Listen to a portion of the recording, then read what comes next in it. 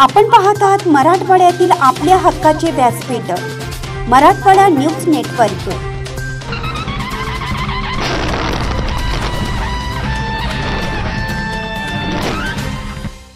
देव धर्म देश टिकवण्याचे काम पुण्यश्लोक अहिल्याबाई होळकर यांनी केले।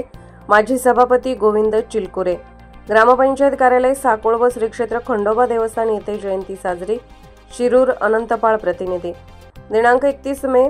बातमीदार। देव धर्म देश एकत्र करण्यासाठी राजमाता अहिल्याबाई होळकर यांनी आपल्या जीवाचे रान करून समाजाला एकत्र आणले असल्याचे स्पष्ट प्रतिपादन माजी कृषी व पशुसंवर्धन सभापती गोविंद चिलकुरे यांनी जय मल्हार युवा मंचाने आयोजित केलेल्या राजमाता पुण्यश्लोक अहिल्याबाई होळकर यांच्या 300व्या जयंतीनिमित्त श्री क्षेत्र खंडोबा मंदिर साकोळ येथे आयोजित कार्यक्रमाप्रसंगी विचार व्यक्त केले।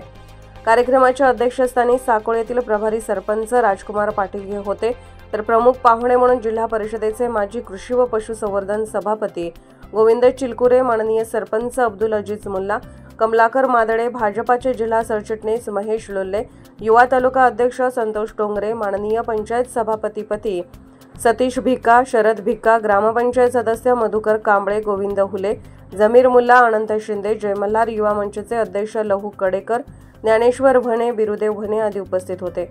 पुढे बोलताना चिलकुरे म्हणाले की समाजातील जातीपातीतील मतभेद विसरून सर्व धर्मीय समाजाला एकत्र करण्याचे काम अहिल्याबाई होळकर यांनी करून समाजातील तेढ कायमचाच मिटवण्यासाठी प्रयत्न करून राजमाता अहिल्याबाई होळकर यांनी देव धर्म देश एकत्र करण्यासाठी अहोरात्र परिश्रम घेऊन कार्य केलेले आहे। या कार्यक्रमात जय मल्हार युवा मंचाकडून गावातील इयत्ता उत्तीर्ण गौरवी वसंत कडेकर, नवोदय परीक्षा पात्र बालाजी संजू कांबळे, श्री गणेश संजू कांबळे, तर महसूल सहाय्यकपदी नव्याने नियुक्तीपत्र मिळवलेल्या रेश्मा बालेसाहेब पठाण यांचा शाल श्रीफळ पुष्पहार घालून जाहीर सत्कार करण्यात येऊन शिरूर अनंतपाळ तालुक्यात जयंती मोठ्या उत्साहात साजरी करण्यात आली।